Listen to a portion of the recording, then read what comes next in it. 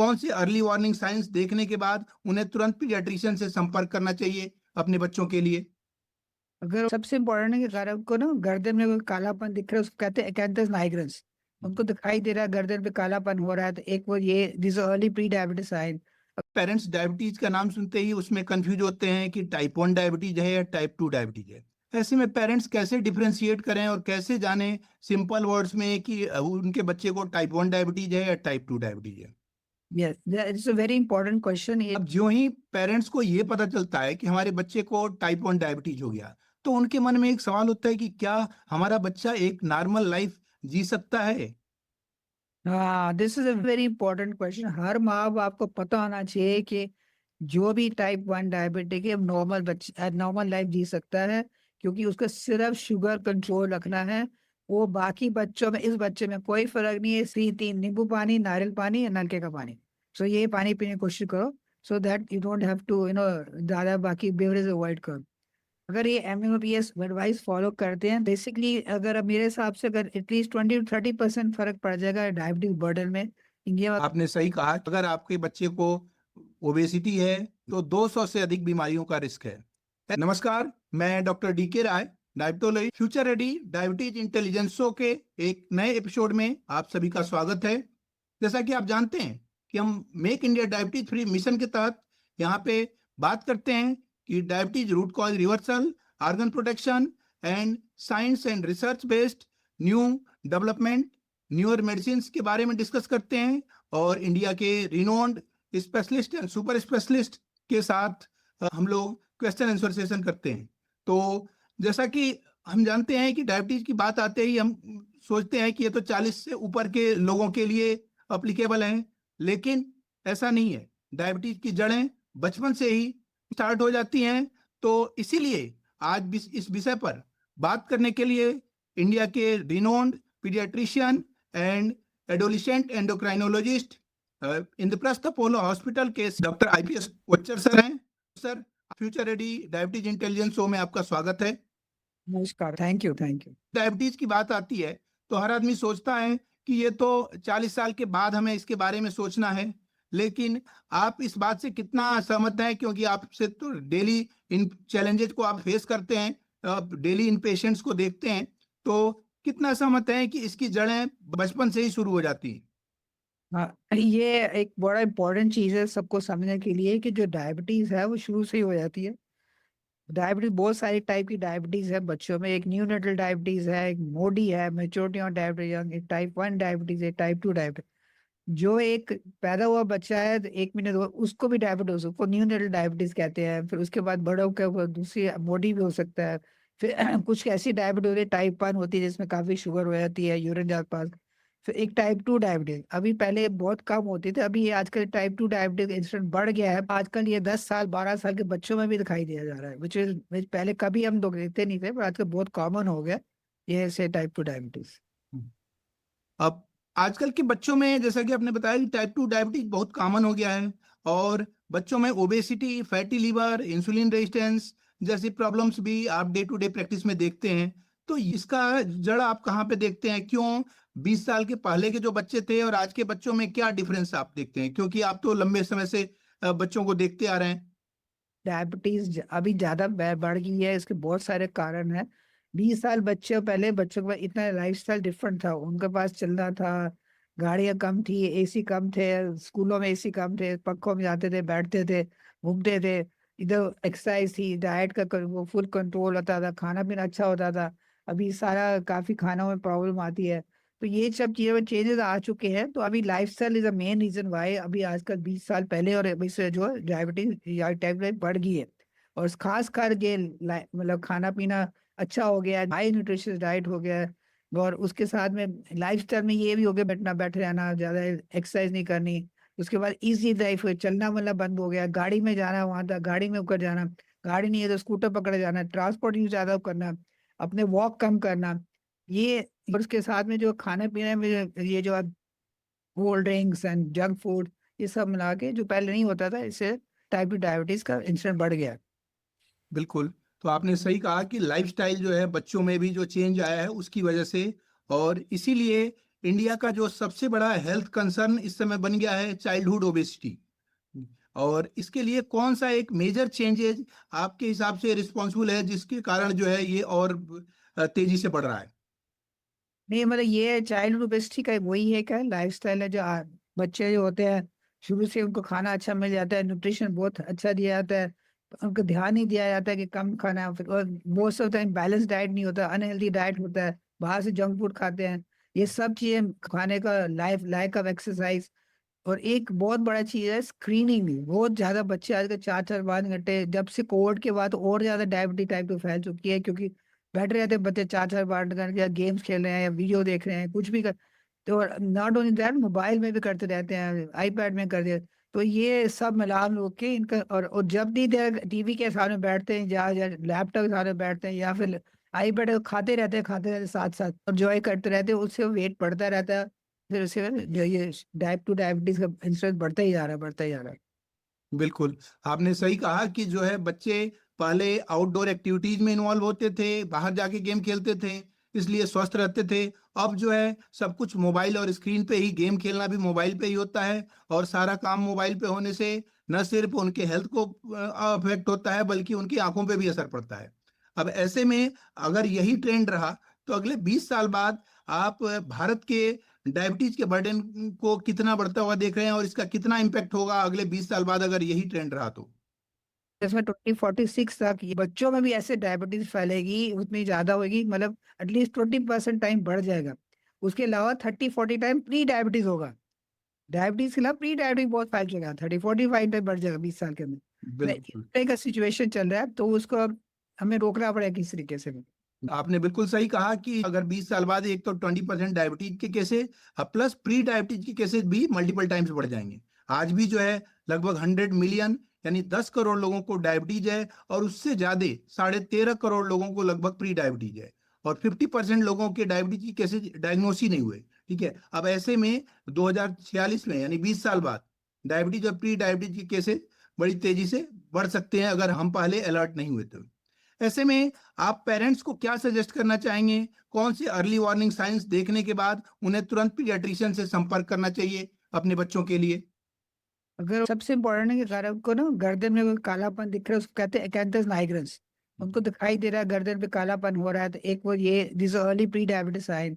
अगर बच्चा मोटा हो रहा है, बच्चे की पेट निकल रहा है, उसको भी जल्दी दिखाना चाहिए। अगर बच्चा जो वजन जिसका 12 किलो था या 14 किलो था, सडनली 20 किलो हो गया, तो उसका भी वरीड होना चाहिए। तीसरा ये है कि ये जब बॉडी में चेंजेस आते हैं ना, प्यूबर्टी सेटन हो जाता है, तब इंसुलिन रेजिस्टेंस बॉडी में बहुत होती है, और उस वक्त बच्चा वेट गेन करेगा तो जल्दी जल्दी टाइप 2 डायबिटीज होएगा। ये भी उनको एक याद रखना चाहिए। उसके बाद अच्छा में अगर जी। अगर बच्चा जो है पहले आके पढ़ता था, फिर आके खेलने जाता, वो कहते हैं अब मैं थक जाता हूँ, मेरे से नहीं होता, ये एक थकावट होनी शुरू हो जानी है, उसको भी एक वार्निंग साइन है। उस कई बार के कुछ कुछ डायबिटिक बच्चे होते हैं जो पहले पढ़ाई में अच्छे होते हैं, बाद में उनको पढ़ने में प्रॉब्लम होती है, लैक ऑफ कॉन्सेंट्रेशन भी है।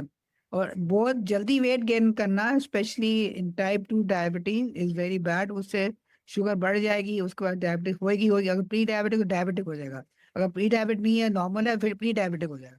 तो ऐसे करके ये वार्निंग साइन है। तो आपके अनुसार क्या हर ओबीज चिल्ड्रेन जो है उनको डायबिटीज का रिस्क रहता है? हर बच्चे को डायबिटीज का नहीं होता है, 30-40% ऑफ द किड्स में हैव, और जो ओबीज होते हैं उनको प्री डायबिटिक होने का चांस है। और उसमें से अगर 20% ऐसे होंगे जो उनको डायबिटिक होने का चांस है। वो डिपेंड करता है उनका कैसे बीएमआई जाता है, कैसे मेटाबॉलिक इंक्रीज हो जाता है, कैसे उनका जो जो सीवियर ओबीज है, जो बीएमआई वेरी हाई है, जो 35-40 का है, उनको बहुत ज्यादा चांस है, उनका मे बी 70-80% चांस है उनको डायबिटीज हो जाएगा। जो बच्चे मॉडरेट ओबीज हैं, जैसे उनका बीएमआई 125 परसेंटाइल है, उनका भी चांस है, बट वो भी यही कि कम हुआ।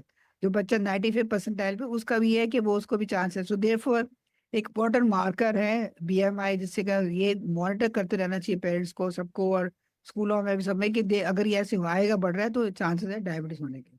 बिल्कुल। अच्छा सर, जैसे पेरेंट्स को कौन सी एज पे अपने बच्चों की डायबिटीज की स्क्रीनिंग शुरू कर देनी चाहिए अगर बच्चा ओबीज है या ओवरवेट है तो? अगर माँ बाप को डायबिटिक है और वो है, तो 10 साल की उम्र के बाद ये गाइडलाइन है कि 10 साल की उम्र के बाद शुरू कर देना चाहिए, स्क्रीनिंग करना शुरू कर देना चाहिए। स्क्रीनिंग कैसे करना चाहिए? या उसकी गर्दन काली है, या उसके माँ बाप किसी को डायबिटिक है, या फैमिली में मतलब किसी को पॉलीसिस्टिक ओरियन सिंड्रोम है, एक कंडीशन होती है सिस्ट हो जाती है ओरियन, अगर वो है और अगर इम्पेयर्ड ग्लूकोज टॉलरेंस है तो उन बच्चों को शुरू से करना चाहिए, मतलब आईडी 8 से 10 साल की उम्र से अगर चेक कराना शुरू कर दे। बिल्कुल। यानी 8 से 10 साल का बच्चा अगर पेरेंट्स को डायबिटीज है तो उनकी स्क्रीनिंग शुरू कर देनी चाहिए। अब इसके लिए पेरेंट्स को कौन कौन से टेस्ट यूजुअली कराने चाहिए? स्क्रीनिंग के लिए एक रैंडम ब्लड शुगर कर लेते हैं और एक एच1सी कर लेते हैं। एच1सी एक शुगर का एक टेस्ट है जिससे पता चलता है लास्ट 3 मंथ में शुगर कैसे रहा, तो वो स्क्रीनिंग करके और ये करके एच1सी करके एक आइडिया हो जाता है कि इसको आगे कुछ होने वाला है, मतलब ये इम्पेयर्ड ग्लूकोज टॉलरेंस है, अगर उसकी शुगर 120 और 140 के बीच में है तो इम्पेयर्ड ग्लूकोज टॉलरेंस है, अगर 140 200 के बीच में है तो उसको मतलब कि प्री डायब होने के चांस है, तो 2 से ऊपर अगर है तो शुगर डायबिटीज है।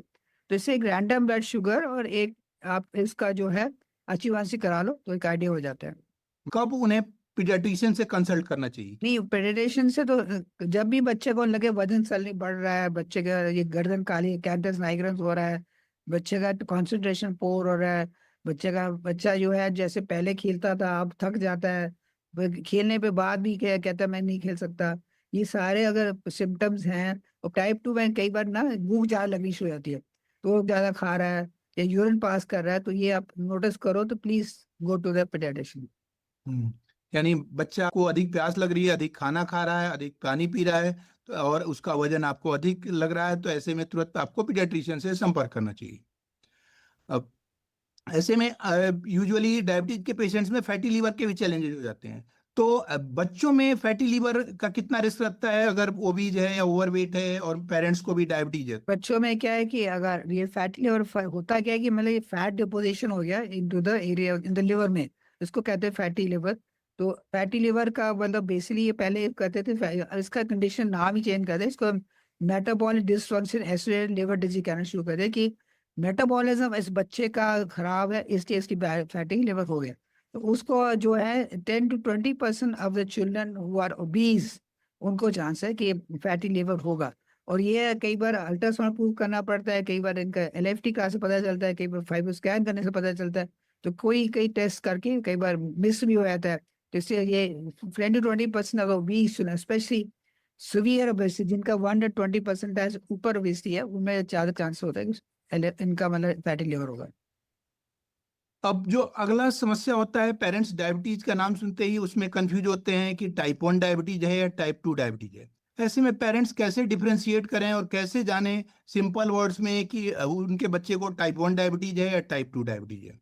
Yes, it's a very important question ये वैसे, क्योंकि हर माँ बाप आके यही पूछता है कि मेरे बच्चे को टाइप 1 है या टाइप 2 है, तो ये उनको होता है जब जब उनको पता चला टाइप खुश हो, जब टाइप 1 है तो कहते हैं। तो एक सी क्या है कि सबसे इम्पोर्टेंट अंडरस्टैंड करने का कि टाइप 1 जो है बेसिकली किसी एज में भी हो सकता है, that's important one number one.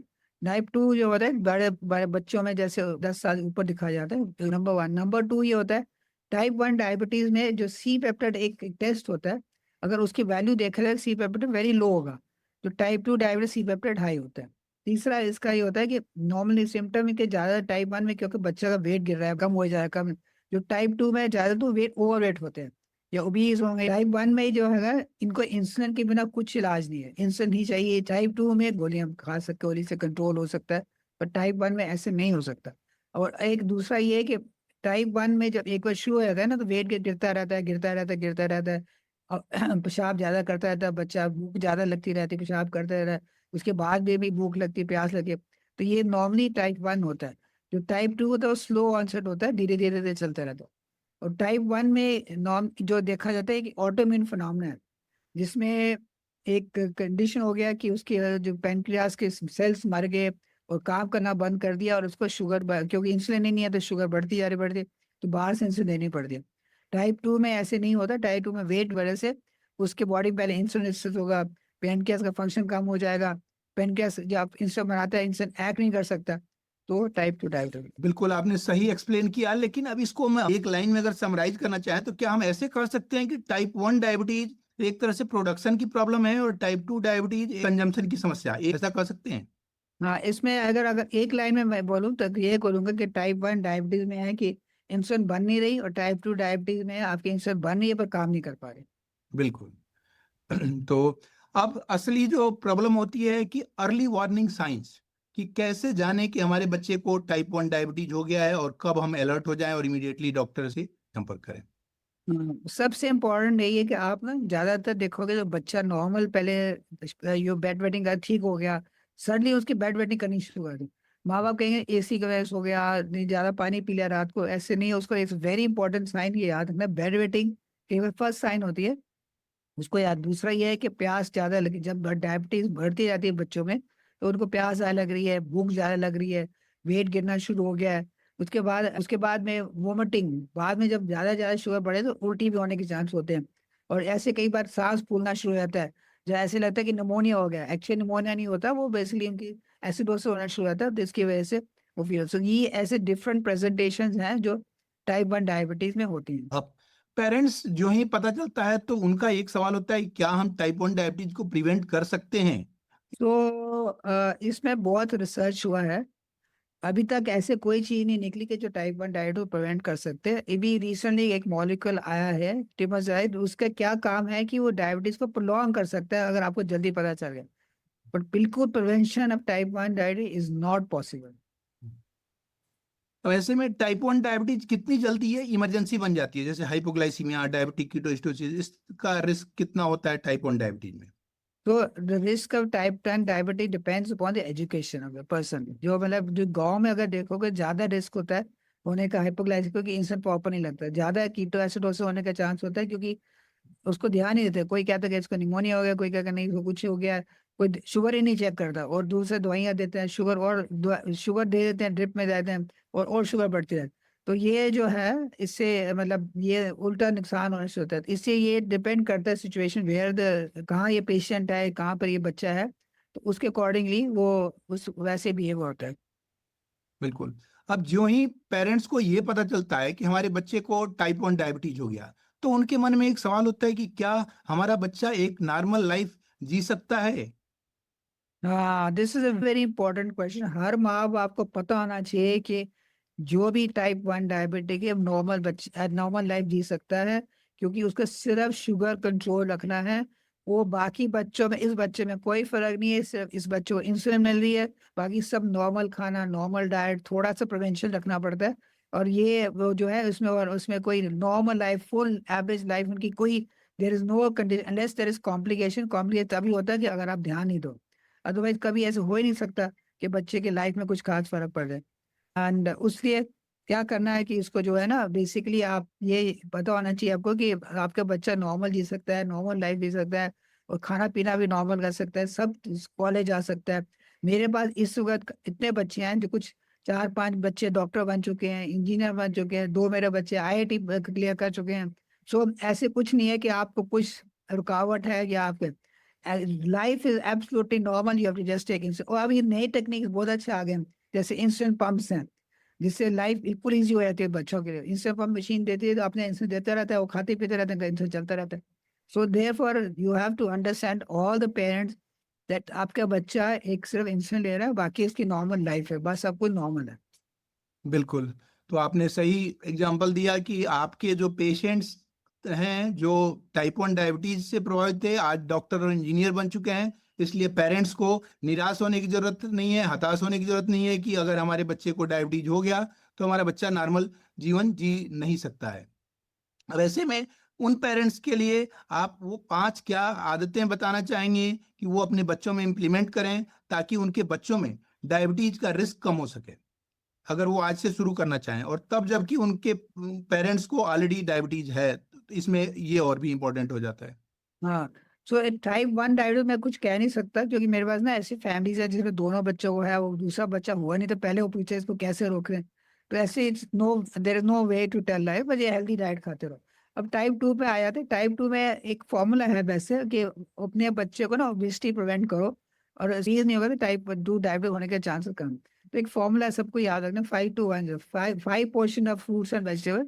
मतलब healthy balance diet is very very important. 2 hours of maximum जो है स्क्रीन टाइम बहुत कम करने की कोशिश करिए। आप 2 घंटे से ज्यादा स्क्रीन टाइम नहीं करना चाहिए उसको। और 1 hour minimum of physical activity, and zero sweet and beverage, sweet and drinks, zero, उसको बिल्कुल बंद करना चाहिए। और बैलेंस डाइट होना चाहिए, जिससे मतलब बच्चे का चांस होने का। और अगर आपको कोई शक है, जिस मैंने बताया था कि अगर गर्दन काली हो रही है, वेट भर नहीं बढ़ रहा है, अब भूख लग रहा है, कॉन्सेंट्रेशन बहुत, तो आप फटाफट एक बार चेकअप कराओ। जी, बिल्कुल आपने सही बताया। इसी को हम लोग जैसे टाइप 2 डायबिटीज के केसेस में एक सिंपल निमोनिक से बोलते हैं रेस्ट मेथड। रेस्ट में कि रूट कॉज रिवर्सल की पहले रूट कॉज को फाइंड आउट करो और आर्गन को प्रोटेक्ट करो। Eat simple, exercise daily, sleep and stress management, test and tracking. तो रेस्ट मेथड से आप कितना एग्री करते हैं कि टाइप 2 डायबिटीज में ये चीजें कितना इफेक्टिव है और लाइफस्टाइल मेडिसिन कितना प्रभावी होगा, खासतौर से टाइप 2 डायबिटीज में, क्योंकि टाइप 1 में तो कुछ ज्यादा कर नहीं। तो टाइप 2 में ये प्रभावित होगा रेस्ट का। ये मतलब बेसिकली क्या है, वही है कि उनको बैलेंस डाइट सबसे पहले इंपॉर्टेंट बताना है, फिर उनका at least 1 hour 1 hour physical activity कोशिश करें डेली, जिसमें सारे लोग इन्वॉल्व, फैमिली भी इन्वॉल्व होगा, तो और भी अच्छा रिजल्ट आता है। तीसरा वही है कि स्क्रीन टाइम कम करने की कोशिश करना, जितने आप कम से कम 1 आवर पर डे, ज्यादा नहीं करना। अब कोविड में क्या हुआ था कि लोग, सब बच्चे स्कूलों में सब स्क्रीन टाइम पे कर रहे थे, सारा होमवर्क स्क्रीन टाइम हो रहा था, सारी पढ़ाई स्क्रीन टाइम हो रहा था।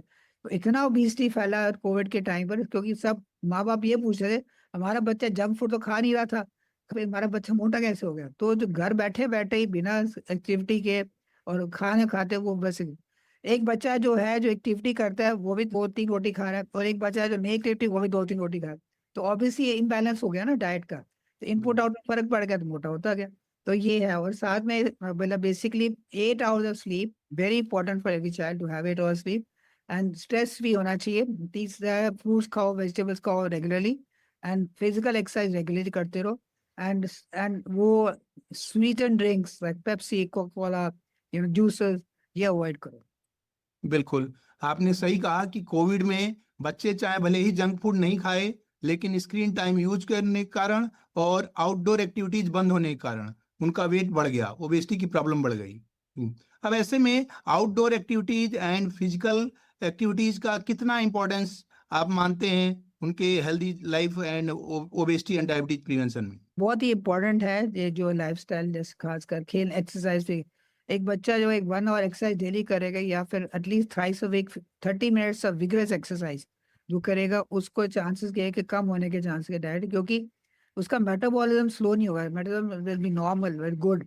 उससे क्या होगा, जो शुगर आएगा, शुगर बर्न अप होता रहेगा बॉडी पे, इंसुलिन आपको मेंटेन कर पाएगा, इंसुलिन रेजिस्टेंस कम होगा, क्योंकि ये बॉडी मेंटेन कर पाएगी, मेटाबॉलिज्म वो नहीं होगा, तो इससे चांसेस है। तो इसलिए वेरी इंपॉर्टेंट कि physical activity at least 1 hour daily खेलना। और उसको मतलब ये नहीं कि बैठ जाके, मतलब जैसे कोई कुछ बच्चे होते हैं कि बैठ के आके वो लूडो बैठ के खेलना शुरू कर, बाहर गेम नहीं करना, पार्क में ये करना, वो नहीं। Movements very important, that they should move around, they should play, they will jump, skip, dance, anything on the park they can do. वो से फिजिकल एक्टिविटी करने से उनके डेफिनेटली चांसेस वो कम हो जाएगा। बिल्कुल, आपने सही कहा कि आउटडोर जाकर के गेम्स खेलना है, फिजिकल एक्टिविटी करना है, ना कि जाके आउटडोर में जाके लूडो खेलना है। क्योंकि जहां पे फिजिकल एक्टिविटी इन्वॉल्व होगी तभी आपको उसका बेनिफिट मिलेगा, केवल बाहर जाके खेलने से नहीं। अब ऐसे में हर दिन बच्चों को लगभग कितना सोना चाहिए, किस एज के बच्चों के लिए कितना स्लीप मैंडेटरी मानते हैं आप? अब let's start from the beginning. 1 साल के बच्चे को कम से कम 12 घंटे सोना चाहिए। 1 साल से 5 साल के बच्चे को कम से कम 10 घंटे सोना चाहिए। 12 साल के बच्चे के ऊपर को 8 घंटे सोना चाहिए। So this is minimum which is required. And अगर आप बच्चा नींद नहीं लेगा प्रॉपर, अगर वो नहीं करेगा, तो स्ट्रेस भी हो सकता है, और कारण भी होते हैं उसकी वजह से। Then there are chances that metabolic system disturb हो जाए, और ये जाके टाइप 2 डायबिटीज में हो जाए। बिल्कुल। तो अगर टाइप 2 डायबिटीज को प्रिवेंट करना है तो पेरेंट्स को कौन सा फूड इमीडिएटली बंद कर देना चाहिए या रिड्यूस कर देना चाहिए? All foods which are process immediately बंद करना चाहिए। All processed should be stopped, all sweetened beverages should be stopped, and थोड़ा मिल्क एंड मिल्क प्रोडक्ट्स थोड़ा कम करना चाहिए। बाकी उनका then they are doing very well. और बैलेंस डाइट खाएं, मतलब they at least 30 to 40% of carbs, at least 1 gram per KG of protein, then 10 to 20% of fat. ये बैलेंस डाइट करें, प्रॉब्लम ही नहीं है टाइप 2 वालों में। बिल्कुल। बच्चों में कोल्ड ड्रिंक्स, शुगरी ड्रिंक्स बड़ा पॉपुलर होता जा रहा है। अब ये शुगरी ड्रिंक्स बच्चों के फ्यूचर डायबिटीज के रिस्क को कितना बढ़ाता है? ये मेरे हिसाब से 30% बढ़ रहा होता है, बिकॉज और दूसरा पीयर प्रेशर होता है। अरे तू क्यों नहीं पी रहा, तो एक डाइट कोक पी ले, तो ये पी ले, कोक कोला नहीं, ऐसे ठीक है तू दूसरा ले ले, पेप्सी ले ले। So there is become peer pressure, then he starts drinking and keeps on drinking drinking. I don't know क्या होता है, बच्चों को एक बार एडिक्शन हो जाती है, वो पीते ही रहते हैं, पीते ही रहते हैं, फिर उनको जितना बड़े समझाओ फिर के पी लेते हैं। वहां नहीं पिया, दोस्त के साथ पिया, दोस्त के बाद नहीं, छुप के पी लिया, कंटीन में ले लिया, कंटीन नहीं तो कहीं और ले लिया। तो that is has to be stop, this sweet and beverages, and everybody should pick, मतलब ये काफी हानिदारी है बच्चों के लिए। बिल्कुल। अब बच्चों की जब बात आती है तो उनका एक बड़ा समय स्कूल में बीत जाता है। ऐसे में स्कूल का कितना रोल है डायबिटीज प्रिवेंशन में? स्कूल का बहुत बड़ा रोल है। सबसे पहले जितनी स्कूल में मशीनें लगी हुई है ना, जिसमें चॉकलेट, ड्रिंक्स, जूसर वूसर, वो सब बंद कर देना चाहिए, number one. Number two, regular checkup होना चाहिए every 3 monthly for all the children, specially जो बच्चे जिनका बीएमआई बढ़ गया, बीएमआई मतलब at least more than 27, international class हो के ज्यादा है, जो 20 बच्चे हो रहे हैं, उनका भी चेकअप होना चाहिए। नंबर थ्री है कि इनको मतलब अवेयरनेस कैंप्स लगाना चाहिए स्कूल के अंदर, जिससे बच्चों को पता चले कि आप ये चीज कर रहे हैं, हम गलत कर रहे हैं, इतना ये खा रहे हैं, गलत चीज खा रहे हैं, एक्सरसाइज हमें करना चाहिए। And every school should make it a point कि मतलब 1 पीरियड एक्सरसाइज होनी चाहिए। आजकल उल्टा हो रहा है, सारे स्कूलों में लेस खत्म ही कर जा रहे हैं, फिजिकल तो बच ही नहीं रहा।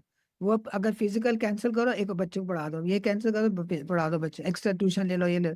सो दो things are another thing school has to participate, understand. और every school have a physical education teacher, इसमें बताएगा, उनको कराएगा, but everybody has to participate school में। ये बहुत इंपॉर्टेंट है, ये सब करना स्कूल में, ये नहीं हो रहा है इस वक्त, इसलिए इसको थोड़ा सा हमें वो करना पड़ेगा। बिल्कुल, आपने सही कहा कि बच्चों के जो sports activities and outdoor games के क्लास को एकेडमिक्स से रिप्लेस कर दिया जाता है। एकेडमिक्स का प्रेशर की वजह से और नंबर का प्रेशर की वजह से स्पोर्ट्स एक्टिविटीज कैंसिल करके एकेडमिक्स के क्लासेस, उससे भी बच्चों का हेल्थ प्रभावित होता है। अब अगर ओबेसिटी हो ही गई तो बच्चों पर बिना प्रेशर डाले, बच्चों को बिना गिल्ट फील कराए, पेरेंट्स कैसे उन्हें अप्रोच करें ताकि वो अपना वेट कम कर सकें?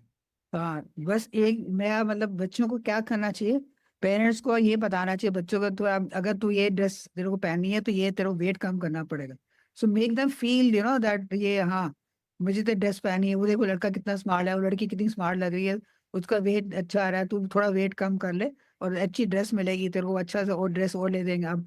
And make them and give them you know reward in terms of, not in terms of food but in terms of other thing kind.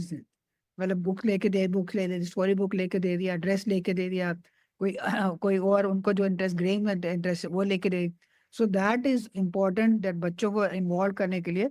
अगर आप सीधा बच्चों को बोलोगे वजन कम कर, तेरा वजन बहुत ज्यादा है", ऐसे नहीं, खाना वाना बंद कर, वो कहेगा मैं तो नहीं करता, कर लो जो कुछ कर। बच्चे आजकल ऐसे है ना, they will not listen to you. So you have to बिल्कुल। Go very slowly and study explain to them कि दैट यू करेगा तेरा फायदा। फिर उनको बताओ कि अगर आप ध्यान, जब मैं भी ऐसे करता हूँ ना, पेशेंट बताता हूँ कि अगर तेरा वेट बहुत बढ़ता है, तेरे को शुगर हो सकती है, ब्लड प्रेशर हो सकता है, तो इन चीजों को अवॉइड करनी, हमें वेट कम करना है। फिर अगर और जब उसमें दवाइयाँ जाती, इंजेक्शन मिला, कुछ ये होता है, तो थोड़ा बच्चे में फील आता है कि ठीक है यार, मुझे करना, अपना ध्यान रखना। That's how we should approach, and not go direct कि हमें वजन कम कर ले, नहीं तो ये होगा, ऐसे नहीं करना। बिल्कुल, यानी उन्हें नॉन फूड रिवार्ड से मोटिवेट करना होगा कि आप ये करोगे तो आपको हम ये रिवार्ड देंगे, लेकिन वो फूड से रिलेटेड नहीं हो। अब ऐसे में जो ही बच्चे को ओबेसिटी हो जाती है, वजन बढ़ जाता है, तो पेरेंट्स का अगला सवाल होता है कि क्या इसको रिवर्स किया जा सकता है? Yes, it's a very important question. Her parent का यही सवाल होता है कि मेरे बच्चा का, अब मेरा बच्चा जो है जिसका वेट 40 किलो हो गया, होना चाहिए था 28 किलो, 12 किलो बढ़ गया, तो कम हो वापस आ सकता है 28 किलो का, जिसके जो उस रेंज में होना चाहिए, ये आ सकती। Yes, all this is reversible provided you follow. अगर आप फॉलो करोगे उनके खाने पीने के बारे में, एक्सरसाइज के बारे में, डाइट कंट्रोल के बारे में, अप डाउन सीढ़ियाँ करो, वो करो। एंड प्लस सबसे इम्पोर्टेंट ये है कि डिजायर खाने पीने के अलावा इसके मतलब you have to make them understand कि मतलब पेरेंट्स को, कि अगर हम इनको वापस लेके आएंगे, तो इस वक्त बच्चों में 200 बीमारियां काउंट की गई हैं जो हो जाती हैं ओबेसिटी की वजह से। मतलब पूरा कोई कोई ऑर्गन बचता है, liver, heart, everywhere is deposit of fat, सब जगह होता है। तो वो 200 बीमारियों से दूर हो जाएगा वो बच्चा, अगर वो अपना करेगा। तो वहाँ ये रिवर्सिबल है। अगर माँ बाप को ये इतना लगता है ना कि आजकल, पहले तो है नहीं, जैसे पहले 6-6 बच्चे, सब 2 बच्चे ही होते हैं, चाहे आप गाँव में चले जाओ या अर्बन सिटी में आ जाओ, बच्चे ऐसे ही हो रहे। नाउ पेरेंट्स आल्सो कंसर्न, उनको भी चिंता रहती है, तो इससे उनको बताना चाहिए रिवर्सिबल है। और आपका पार्टिसिपेशन बहुत है पेरेंट्स का, कि अगर आप अपने बच्चे को समझाओगे, घर में आप भी वही खाना खाओ जो बच्चों को बोला गया है, घर में आप उतने एक्सरसाइज करो जो बच्चों को बोला गया, आप उतना इन्वॉल्व हो जाओ, तो फर्क पड़ता हम्म, बिल्कुल आपने सही कहा कि इसको रिवर्स किया जा सकता है। और ये जान करके और भी पेरेंट्स सरप्राइज होंगे कि अगर उनके बच्चे का वेट अधिक है तो 200 बीमारियों का रिस्क उन बच्चों को बढ़ गया। और ऐसे में अगर आपको उन बच्चों का वजन कम करना है तो न सिर्फ उनको इंस्ट्रक्शन देना है, बल्कि लीड बाय एग्जाम्पल। आपको खुद एक एग्जाम्पल सेट करना है, खुद एक्सरसाइज करना है, खुद हेल्दी फूड लेना है, और तब उनको उसके लिए मोटिवेट करना है ताकि वे वजन कम कर सकें। अब ऐसे में जब वजन अधिक हो गया या वैसे भी बच्चों को अगर हेल्दी रहना है तो कितनी बार हेल्थ चेकअप कराना चाहिए, कब कब हेल्थ चेकअप जरूरी है? है। वो डिपेंड करता है, अगर आपका BMI 95% है तो एवरी 6 मंथ ही करना चाहिए। अगर आपका BMI 85 to 95 है तो साल में एक बार एनुअल चेकअप है। वो डिपेंड करेगा कि BMI कैसे है बच्चे का, और कितना वेट ऑलरेडी है, कितना ओबीज बच्चा है ऑलरेडी। जनरली अगर एक स्कूल वालों को हर 6 मंथ में एक करा लेना चाहिए, एक ग्रोथ चार्ट, हाइट कैसे बढ़ रही है, वेट कैसे जा रहा है, उसका ओवरऑल कैसे है, तो एक 6 मंथली कर ले, मोर देन अनफ। उससे काफी आइडिया हो जाता है बच्चा कैसे जा रहा है। बिल्कुल। जैसा कि हमने अभी डिस्कस किया कि स्कूल एक बहुत बड़ा रोल प्ले कर सकता है, तो यहाँ पे अगर स्कूल में हर 6 महीने पर बच्चे का हाइट, वेट और बीएमआई कैलकुलेट होता है और वो पेरेंट्स को भेजा जाता है, तो ये भी एक बड़ा स्क्रीनिंग होगा और बच्चों को टाइमली अलर्ट करने और पेरेंट्स को भी अलर्ट करने का मौका मिलेगा। अगर हमें फ्यूचर डायबिटीज प्रिवेंशन करना है तो वो क्या क्या टिप्स होंगे जो आप देना चाहेंगे जिससे कि फ्यूचर डायबिटीज का रिस्क कम हो सके, खासतौर से बच्चों में? तो बच्चों यही है कि उनका खाना, healthy diet, healthy balance diet number 1। मतलब कोशिश कोशिश करो 5 portion of fruits and vegetable daily होना चाहिए, इतना थोड़ा। 5 नहीं तो कम से 4 पोर्शन तो दो ही सकते हो आप। उनका स्क्रीन टाइम कम करने की कोशिश करिए, जितना 1 आवर, या फिर जो स्कॉलस्टिक है, स्कूल रिलेटेड है, वो तो करना ही करना पड़ेगा, क्योंकि टीचर कई स्कूल में पढ़ा रहे हैं, बारिश आ गई ज्यादा, चलो आज आज ऑनलाइन, आज ये वो बाहर हड़ताल हो रही है ऑनलाइन, आज ये हो गया तो ऑनलाइन, वो हम वो प्रोवाइड नहीं कर सकते, वो तो करना ही पड़ेगा क्योंकि इससे पर्सनल स्टडीज। उसके बाद थर्ड जो है, ये आपको जो है मतलब ये sweet and drinks, sweet and beverages, ये बिल्कुल जीरो करने की कोशिश करो। उनको बोलो नींबू पानी पियो, नारियल पानी पियो, नॉर्मल पानी पियो। इंस्टेड देखो थ्री थ्री मतलब उसको थ्री ये कहते हैं, this call is the mnemonic of threes. तीन नींबू पानी, नारियल पानी या नलके का पानी। सो ये पानी पीने की कोशिश करो, so that you don't have to ज्यादा बाकी बेवरेज अवॉइड करो। दूसरा ये है कि फिजिकल एक्सरसाइज जरूर कराओ उनको, बच्चों को जो है, मतलब खुद अगर आप छोटे बच्चे हैं तो वो उसको आप बाहर देख के जाओ, खिलाओ, मतलब खेलने वेले उनके साथ खेलो। अगर नहीं, अगर बड़े बच्चे हैं तो उनको मतलब ऐसे ग्रुप में खिलाओ उनको। उनको कई बार क्या होता है कि बच्चों को इनिशिएट करने के लिए you might have to make them join some activity, like basketball, badminton, यहाँ पर वो इकट्ठे मिलकर फिर स्पोर्ट्स खेलते हैं, दूसरे एक दूसरे खेलते हैं, उससे जल्दी बच्चा इनिशिएट करते हैं। तो ये चीजें इंपॉर्टेंट है, और इन्वॉल्वमेंट अब माँ बाप को ही होना चाहिए। वो हेल्दी डाइट खाएंगे वो सारे बच्चे खाएंगे, अगर एक्सरसाइज बच्चे माँ बाप करेंगे वो भी करेंगे, अगर फादर मदर पार्क में जाएंगे तो बच्चे भी जाएंगे। तो ये डिपेंड कौन सा एज के ऊपर, कुछ जैसे एडोलेसेंट के बच्चे नहीं सुनते तो उनको भी समझाना पड़ता है कि इसमें तेरे को ये बीमारी हो सकती है, तो इसको ध्यान रख। इसलिए वेरी इंपॉर्टेंट कि ये कि आप खाने का, एक्सरसाइज का, स्क्रीन टाइम का और बेवरेजेस का, ये सब का रोकने की कोशिश करें। This is the message I would like to give. बिल्कुल। अगर आपके मैसेज को मैं एक निमोनिक्स के माध्यम से समराइज करूं तो MNOPS यानी मील को ठीक करिए। जैसा आपने बताया कि नींबू पानी, नारियल पानी और नॉर्मल पानी, ये तीनों चीजें लीजिए। आउटडोर एक्टिविटीज करिए, physical activities and screen time को, फिजिकल एक्टिविटीज बढ़ाइए और स्क्रीन टाइम को रिड्यूस करिए। M I right? Correct, yes.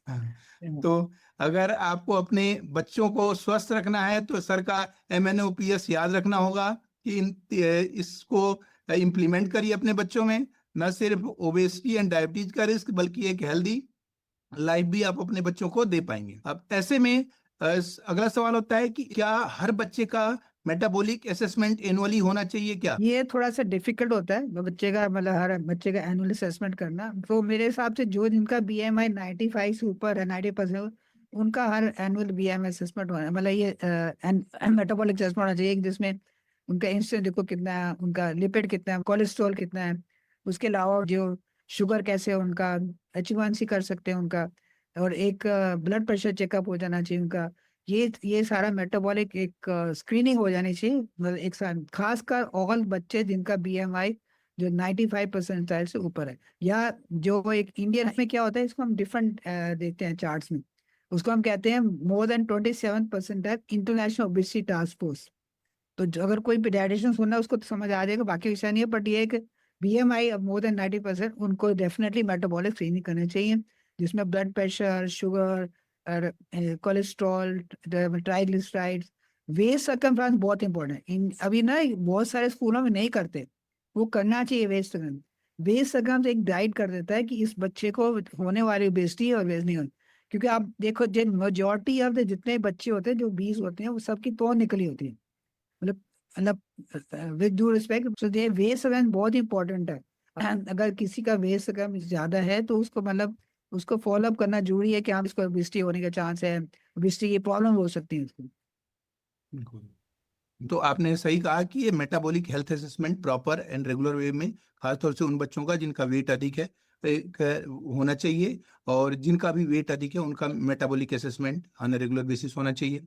अब ऐसे में जब बात आती है कि डायबिटीज प्रिवेंशन, खासतौर से टाइप 2 डायबिटीज, क्योंकि टाइप 1 में तो कुछ कर नहीं सकते, तो टाइप 2 डायबिटीज प्रिवेंशन का, तो यूजुअली लोग सोचते हैं कि ये तो फिजिशियन का काम है या ये, लेकिन ऐसे में पीडियाट्रिशियन का फ्यूचर डायबिटीज रिस्क को कम करने में और फ्यूचर में इंडिया के डायबिटीज बर्डन को कम करने में पीडियाट्रिशियन का कितना बड़ा रोल आप मानते हैं? नहीं, बहुत बड़ा रोल है पीडियाट्रिशियन का, बहुत रोल है, क्योंकि पीडियाट्रिशियन ही सबसे पहले उसको देखता है। जब बच्चा उसका फॉलो अप आ रहा है, देखे जा रहा है, उसको प्लॉट कर रहा है, ग्रोथ चार्ट में देख रहा है क्या हो रहा है, उसको दिख रहा है कि बच्चा मोटा हो रहा है, ओवरवेट हो रहा है, अब बच्चा ओबीज हो गया है, उसका बहुत बड़ा रोल है। तभी से वो अगर शुरू कर दे वो कंट्रोल करना, तभी से उनको समझाना शुरू कर दे वो NOPS फॉर्मूला, तो एकदम से ही वो कंट्रोल होना शुरू हो जाएगा और वे बढ़ेगा ही नहीं, आगे जाएगा ही नहीं ना। अब वो कि नॉर्मली क्या होता है, पीडियाट्रिशियन ने उससे गला खोला, खांसी जुकाम वैक्सीनेशन लगाया, और वो आगे ग्रोथ चार्ट कोई कोई बना रहा है बाहर बैठ के वो। तो ये इम्पोर्टेंट है कि पीडियाट्रिशियन का बहुत बड़ा रोल है इसमें, क्योंकि आधे पेशेंट 60% स्क्रीनिंग में पकड़े जाएंगे, और पकड़े जाएंगे तो उनको शुरू से एडवाइस दिया जाएगा कि ये करो, अब ध्यान रखो, खाने पीने का ध्यान रखो, एक्सरसाइज करो, ये करो। बस उसकी थोड़ी काउंसलिंग की जरूरत होती है वो तभी। और उनको एक बार ये बता दो कि 200 कॉम्प्लिकेशन होते हैं, सब डर के करते हैं फिर। बिल्कुल। आपने सही कहा कि वही 200 बीमारियों, अगर आपके बच्चे को ओबेसिटी है, वेट अधिक है, तो 200 से अधिक बीमारियों का रिस्क है। ऐसे में जो चाइल्डहुड ओबेसिटी है, क्या इंडिया के लिए फ्यूचर डायबिटीज एपिडेमिक का कारण बन सकता है? आपका क्या मानना है? नहीं नहीं, मेरे गाना आना है तो ये डेफिनेटली बन सकता है। मतलब ये एक कहावत है कि the obesity in adults comes from the child. Yes. तो adult obesity follow child obesity, और अडल्ट ओबेसिटी में डायबिटीज बहुत कॉमन है। मतलब I think 80% of our obese adults are diabetic और प्री डायबिटिक। इसी तरह से अगर हम शुरू से कंट्रोल कर लेंगे, चाइल्ड ओबेसिटी को रोक देंगे, चाइल्ड ओबेसिटी नहीं करेंगे, तो ये सारे डायबिटिक्स नहीं बनेंगे, अडल्ट बनने ही नहीं बनेंगे, हाइपरटेंशन कम हो जाएगा, और अदर ऑस्टियोआर्थराइटिस प्रॉब्लम वो सब कम हो जाएगा। तो इसलिए at least starting from child only one should start controlling. बिल्कुल। तो आपने सही कहा कि जो है ना, चाइल्डहुड से ही ओबेसिटी को और डायबिटीज के रिस्क को प्रिवेंट किया जा सकता है। इसीलिए हम लोग जब रेस्ट मेथड में बात करते हैं तो ये है कि जो डायबिटिक पेशेंट्स होते हैं उसमें जेनेटिक्स बड़ा रोल प्ले करता है। और जेनेटिक्स में चूंकि एक तो होता है कि उनके माता पिता को डायबिटीज था इसलिए उनको हो गया, लेकिन जो दूसरा पक्ष है उसका, कि आपको डायबिटीज है तो आपके बच्चों को डायबिटीज का रिस्क बढ़ गया। ठीक है, उस रिस्क को हम कैसे कम कर सकते हैं, यानी आपके बच्चों में डायबिटीज होने का रिस्क कैसे कम किया जा सकता है, वो एक बहुत बड़ा फैक्टर होता है जहाँ पीडियाट्रिशियन एक बड़ा रोल प्ले कर सकते हैं, खासतौर से डायबिटीज पेरेंट्स के लिए। आप इससे कितने सहमत हैं? मैं इसमें फुली एग्री करता हूँ इस बात को, कि अगर माँ बाप डायबिटिक है, there is at least 20 to 30% chance कि बच्चे को डायबिटीज होगा। अगर आप शुरू से ही माँ बाप को बताना शुरू कर दो, जब बच्चा 2 3 4 साल का है, कि इसको वेट नहीं बढ़ना चाहिए, अगर इसको ये ध्यान रखना, ये साइंस का ध्यान रखना, ब्लैक नशेस, वेट बढ़ रहा है और भूख ज्यादा रहा है, पेशाब ज्यादा, अभी शुरू से बताना शुरू कर देंगे तो इनको शुरू से ध्यान रहेगा कि वी नो दैट ये, मतलब type 2 diabetes is definitely genetic, it goes in the families. तो उसको प्रिवेंट करने के लिए we should tell them from the beginning, 4 5 6 साल की उम्र से ही, कि इसको अब हमें रोकने के लिए आपको इसको वेट नहीं बढ़ना चाहिए। हर माँ बाप के यही पूछता है कि मेरे को डायबिटीज है, मेरे बच्चे को तो नहीं हो जाएगी कहीं। तो उसको ये बताना पड़ता है कि बच्चे वही, अगर तुम लोग ध्यान नहीं दोगे, अगर ओबेसिटी रोकेंगे, रेगुलर एक्सरसाइज करेगा, ये खाने पीने ध्यान रखेगा, स्क्रीन टाइम कम करेगा, तो नहीं होगी उसको डायबिटीज। ये बिल्कुल तो बताना ही पड़ेगा ना सबको। बिल्कुल। आपने सही कहा कि अगर आपको डायबिटीज है तो आपके बच्चों को जेनेटिक प्रीडिस्पोजिशन तो हो गया, लेकिन रिस्क फैक्टर अगर आपने रिड्यूस कर दिया तो जीन अपने आप को एक्सप्रेस नहीं कर पाएगा, और इस तरह से आपके बच्चों में डायबिटीज होने का रिस्क कम हो जाएगा। ये तो नहीं कह सकता कि बच्चों में डायबिटीज नहीं होगा, लेकिन रिस्क फैक्टर को हम जो हमारे कंट्रोल में ओबेसिटी और जो आपने एमएनओपीएस फार्मूला बताया उसके द्वारा, तो हम उसमें रिस्क को कम करके बच्चों में जीन को एक्सप्रेस होने से रोक सकते हैं, यानी उनके डायबिटीज के रिस्क को कम कर सकते हैं, खत्म तो नहीं कर सकते। अब ऐसे में अगर हमें make India diabetes free mission को रियलाइज कराना है, इंडिया के डायबिटीज बर्डन को कम करना है, तो इसमें मेजर रोल आप किसका मानते हैं? ये मिशन जो है हॉस्पिटल से शुरू होना चाहिए, घर से शुरू होना चाहिए, या स्कूल से? मेरे हिसाब से स्कूल से होना चाहिए। हम्म, मतलब स्कूल से होना चाहिए इसलिए क्योंकि ना जो सोर्स बेसिक, सारे बच्चे वहाँ एक्सपोज होते हैं, सारे बच्चे बैठे होते हैं, सारे बच्चे सुनते हैं, सारे बच्चे एक दूसरे डिस्कस करते हैं, मिलकर रहते हैं। वो सबसे पहले स्कूल से होना चाहिए। स्कूल में अवेयरनेस कैंप करना चाहिए, स्कूल में ये सारे कंटीन में ध्यान रखना चाहिए, जब ये ऐसे खाना नहीं मिलना चाहिए, उनको जो हेल्दी खाना मिलना चाहिए, बैलेंस डाइट मिलना चाहिए। वहाँ पर टीचर्स को बताना चाहिए, प्राइमरी स्कूल के अलग, सेकेंडरी स्कूल के अलग, ये सब बच्चों को बताना चाहिए। उससे क्या होगा कि एटलीस्ट ये अवेयरनेस ज्यादा क्रिएट होगी। वो बच्चे जाके माँ बाप को बोलते हैं। हमारे पास आज एक आया था, उन्होंने डॉक्टर ने ऐसे ऐसे बताया और हमें बोला ये माँ बाप अगर इसे री इन्फोर्स करेंगे, अब स्कूल में हो गया, अब आ गया फैमिली में री इन्फोर्स करा, तो उनके बाद में उनको बताया कि हाँ नहीं ठीक बोला उन्हें, हमें ध्यान रखना चाहिए, दादी को भी डायबिटीज है या नानी को डायबिटीज है, तो तुम्हें भी ध्यान रखना चाहिए, हो सकती है। उसके बाद आता है हॉस्पिटल, बिकॉज देन वो तो फाइनली जब एक बार डायबिटीज डायग्नोस हो गया फिर आप हॉस्पिटल जाओगे। तो primary I think should start on the school only. बिल्कुल। तो आपने जो कहा, अगर एक लाइन में मैं समराइज करूं, तो ये हुआ कि बच्चों को अगर हम एजुकेट कर देते हैं स्कूल से, अगर हम make India diabetes free mission शुरू करते हैं, तो वो घर तक पहुंचेगा, घर में अवेयरनेस आएगी और प्रिवेंशन होगा, और शायद हॉस्पिटल तक पहुंचने की जरूरत ही ना पड़े। Are you agree with that? Yes, I fully agree, that's why मैंने कहा स्कूल से शुरू करो, हॉस्पिटल होने की जरूरत ही ना पड़े। सही बात है। बिल्कुल। अब आजकल आर्टिफिशियल इंटेलिजेंस चारों ओर हम लोग सुन रहे हैं, सीजीएम आ गया है। अब ये जो है डिजिटल हेल्थ हो गया है, ये पेरेंट्स को कितनी हेल्प कर सकते हैं, खासतौर से फ्यूचर डायबिटीज रिस्क को कम करने में, ओबेसिटी को कम करने में, और बाकी फ्यूचर में बच्चों को हेल्दी बनाने में? आई थिंक ये काफी हेल्प कर सकते हैं। जो सीजीएम है तो वो बता देता है इनको, पेरेंट्स को पता चल जाता है कि शुगर ऐसे जा रही है, रात को शुगर ऐसे, दिन में ऐसे शुगर दी। एआई से भी हेल्प से उनका नॉलेज गेन हो सकती है। Basically diabetes is education. आपने बच्चा या माँ बाप सबको एजुकेट कर दिया, डायबिटीज कंट्रोल हो गया। अगर एजुकेट नहीं किया, वो वैसे वैसे करता रहा, तो डायबिटीज आएगा आएगा ही आएगा।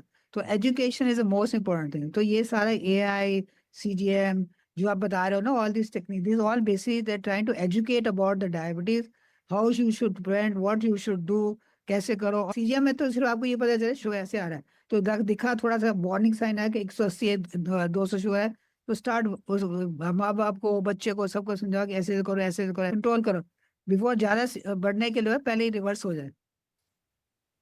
बिल्कुल। तो आपने कहा कि ये जो है एक तरह से सीजीएम तो आपको अलर्ट करेगा, और ये जो एआई आपको एजुकेट करेगा, यानी फाइनली चूंकि डायबिटीज एक लाइफस्टाइल डिजीज है, तो इसको लाइफस्टाइल मेडिसिन से ही रिवर्स किया जा सकता है, लाइफस्टाइल मेडिसिन से ही कंट्रोल किया जा सकता है, और इसके बर्डन को कम किया जा सकता है।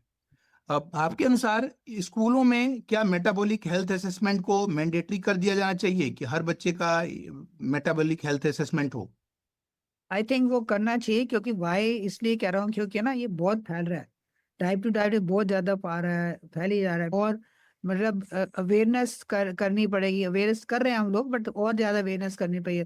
तो एक बार मेटाबॉलिक स्क्रीनिंग करेंगे तो उनको पता तो चलेगा, माँ बाप को पता चले, टीचर्स को पता, सबको पता ये इस बच्चे को ये प्रॉब्लम है, हमें इसको टैकल करना है। अगर वंस ईयर भी कर, इनफैक्ट एडमिशन के टाइम ही कर देना चाहिए कि मेटाबॉलिक स्क्रीन भी करके आओ अपना। अभी क्या होता है, आंख ठीक है तुम्हारी, हाँ ठीक है, गला ठीक है, गला ठीक है, और साइन करा लो डॉक्टर से, बस खत्म हो गया admission. No, they should have a metabolic screen at this level only. Before you enter the school, you have to screen. That is, you don't have any diabetes, you don't have hypertension, lipid profile क्या है तुम्हारे, basic metabolic screen होना चाहिए। अगर ये हो जाएगा तो इट बी इजी।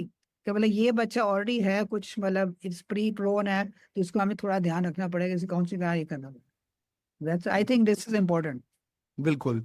मतलब आपके हिसाब से बच्चे स्कूलों में न सिर्फ डेंटल चेकअप, आई चेकअप तक लिमिटेड होना चाहिए, बल्कि बच्चे का वेस्ट सरकमफेरेंस, उसका वेट, उसका हाइट, ये सारी चीजें भी एक रेगुलर इंटरवल पे मेजर किया जाना चाहिए और इसको ट्रैक किया जाना चाहिए। अब ऐसे में इंडिया पे डायबिटीज बर्डन को कम करने के लिए और बच्चों के हेल्थ को इम्प्रूव करने के लिए अगर एक चेंज आपको सजेस्ट करना होगा, तो वो क्या चेंज आप सजेस्ट करना चाहेंगे जिससे कि फ्यूचर में बच्चों के हेल्थ को इम्प्रूव किया जा सके नेशनल लेवल पर?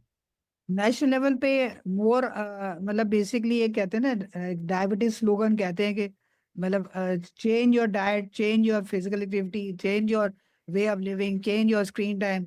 सो एक नेशनल लेवल पे मतलब the government has to make policies to make things better and make people aware कि अभी ये चीज नहीं खाना, and all this edited drinks, all this stop. मतलब they should be policy that they should be stop and way not to be taken, and स्कूलों में तो खासकर बिल्कुल जीरो होना चाहिए इनको। तो एक एक मतलब ये है कि एक स्लोगन कहते हैं ना, डायबिटीज कंट्रोल करना है तो be be be healthy, be fit, be regular exercise and screen time less. ठीक, बिल्कुल।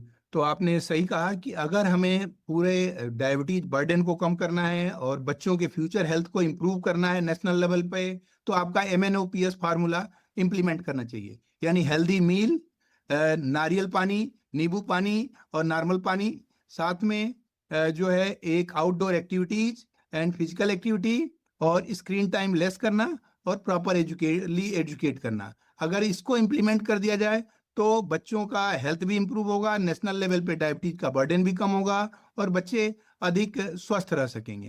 M I right? Yes I fully, yes जी। यस। हाँ जी। तो अब इंडियन फैमिली आपके इस एडवाइस को फॉलो करती है, MNOPS जो आपने एडवाइस दिया है उसको अगर हर इंडियन फैमिली फॉलो करे, तो अगले 20 सालों में आप इंडियन डायबिटीज बर्डन को कितना घटता हुआ देख रहे हैं, या फिर इंडिया की हेल्थ पर इसका कितना इम्पैक्ट पड़ेगा? नहीं मतलब अगर ये MMOPS एडवाइस फॉलो करते हैं तो देयर बी लेस चांसेस, क्योंकि आपकी जो ओवर वेट ही नहीं होगा तो ओबेसिटी कहाँ से आएगी। तो बेसिकली अगर अब मेरे हिसाब से अगर एटलीस्ट 20 to 30% फर्क पड़ जाएगा डायबिटीज बर्डन में इंडिया में, अगर ये लोग फॉलो करें एडवाइस। ओके। तो आपने बताया कि डायबिटीज बर्डन 20 to 30% कम हो जाएगा अगर आपके MNOPS type 2 diabetes. Type 2 diabetes, yes, type 2 diabetes का जो है बर्डन है वो 20 to 30% रिड्यूस हो सकता है। टाइप 1 डायबिटीज में तो हम बहुत कुछ कर नहीं सकते, बस उनके हम आर्गन प्रोटेक्शन पे जरूर कुछ काम कर सकते हैं। कि जैसे हम लोग अपने टाइप 2 डायबिटीज में भी करते हैं कि 7 आर्गन प्रोटेक्शन के, हार्ट, आई, लीवर, फीट, किडनी, नर्व और ब्रेन को प्रोटेक्ट करना होता है। उसी तरह से टाइप 1 डायबिटीज में भी हम क्या इन आर्गन्स को प्रोटेक्ट करने के लिए काम कर सकते हैं? इससे यस, आपकी हाँ जी। हाँ बिल्कुल कर सकते हैं। अगर शुगर आपकी कंट्रोल होएगी तो आपको कोई प्रॉब्लम ही नहीं होगा। Your heart will be safe, your I will be safe, your kidney will be safe, your liver will be safe, and nerves भी सब सेफ रहते हैं। और इसमें किसी में कोई प्रॉब्लम कॉम्प्लिकेशन नहीं होती। इनफैक्ट जो बच्चों में एटलीस्ट 6 7 साल 8 डायबिटीज होने के बाद ही कॉम्प्लिकेशन होती है। तो आपका बच्चे का अगर शुरू से शुगर ठीक चले जा रहा है ठीक है, और उसके बाद में the chances of complication become very very less. मेरे पास जो ऐसे कितने सारे टाइप 1 है जो अभी इस वक्त 30 साल 35 साल के भी हो गए हैं, जो बाहर जर्मनी में पढ़ रहे हैं, USA पढ़ रहे हैं, they are doing very well because इनका और सबका HbA1c रेगुलरली होता है। बीच में CGMS करते रहते हैं, उनको सबको इंसुलिन पंप लगा हुआ है जो इंसुलिन कंट्रोल अच्छा रखता है सारे शुगर्स का। तो they are doing very well, उनको किसी को कोई प्रॉब्लम नहीं। बिल्कुल। तो अब तक तो हमने टाइप 2 डायबिटीज के लिए बात किया, लेकिन अगर आपका जो MNOPS फॉर्मूला है अगर टाइप 1 डायबिटीज में भी यूज किया जाए, तो क्या उन उन पेशेंट्स को कितना बेनिफिट हो पाएगा? वो सी डॉक्टर ऐसे है कि मतलब we know doctor Dhananjay that this type 1 is not related to this, मतलब lifestyle. Hmm. Style. So hmm. I can not say कितना परसेंटेज हो सकता है, 1 or 2% में फर्क पड़ता हो, but since mostly it's an autoimmune disease and it's it's not related, तो इससे ज्यादा 1% का फर्क पड़ सकता है, बात ज्यादा फर्क नहीं पड़ेगा टाइप 1। हम्म। ये हो सकता है कि जो एक टाइप 1 डायबिटिक है उसको अगर NOPS का हो गया है, वो खा पी रहा है खाई पी रहा है, इंसुलिन लगाई जा रहा है, तो उनको उसको NOPS MNOPS फॉर्मूला चल सकता है। बिल्कुल। मतलब ये कि अगर वो फिजिकल एक्टिविटी करता है, डाइट में लो कैलोरी डाइट लेता है, स्क्रीन टाइम को अवॉइड करता है, और उसके बाद से प्रॉपरली एजुकेशन जो है उसको फॉलो करता है, तो उसका हमको लगता है कि इंसुलिन रिक्वायरमेंट थोड़ी बहुत कम हो सकती है। हम्म। अब आते हैं रैपिड फायर राउंड में कि जिसमें कि कुछ सवाल होंगे, जिसके सबसे पहले जो रैपिड फायर राउंड का पहला क्वेश्चन है कि पीडियाट्रिक्स और डायबिटीज के बारे में सबसे बड़ा मिथ क्या है? ये एक मिथ है कि स्पेशली डायबिटीज के बारे में कि वो कुछ नहीं होता, मतलब बच्चा वेट बढ़ा है, अच्छा लग रहा है, बढ़िया लग रहा है, वाले लुकिंग नाइस स्मार्ट वार्ट, कुछ नहीं होता। दादा नानी खासकर इनका ही होता है कि खाना अच्छा बच्चा खा रहा है पा रहा है, कोई वेट बढ़ेगा तो कुछ डायबिटीज नहीं होती। हमने बच्चों में डायबिटीज हो ही नहीं सकती। सब जगह मिथ तो यही है कि बच्चों में हो ही नहीं सकती। अगर किसी को होती है तो कहते हैं नहीं नहीं डॉक्टर साहब, बच्चों में कैसे डायबिटीज होगी, हो ही नहीं सकती बच्चों में डायबिटीज, हमने तो कभी सुना ही नहीं है। हाँ। This is biggest myth in the in India at present, कि मतलब बच्चे को डायबिटीज हो ही नहीं सकती। ओके। और पेरेंट्स कौन सी साइलेंट प्रॉब्लम सबसे ज्यादा इग्नोर करते हैं?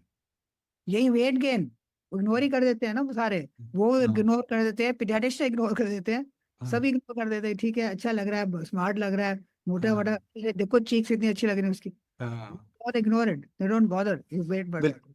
बिल्कुल। मतलब ये है कि बच्चा खाते पीते घर का है, पेरेंट्स तो कहते हैं कि इससे पता चलता है कि बच्चा खाते पीते घर का है। हर एट रिस्क चाइल्ड को कौन सा एनुअल स्क्रीनिंग टेस्ट कभी मिस नहीं करना चाहिए? सो हर एट रिस्क चाइल्ड को मतलब कम से कम HbA1c और शुगर, एक रैंडम शुगर जरूर करा देना चाहिए, जो at risk child type 2 diabetes की। एक डेली हैबिट जो फ्यूचर डायबिटीज रिस्क को कम करेगा, खासतौर से टाइप 2 डायबिटीज को।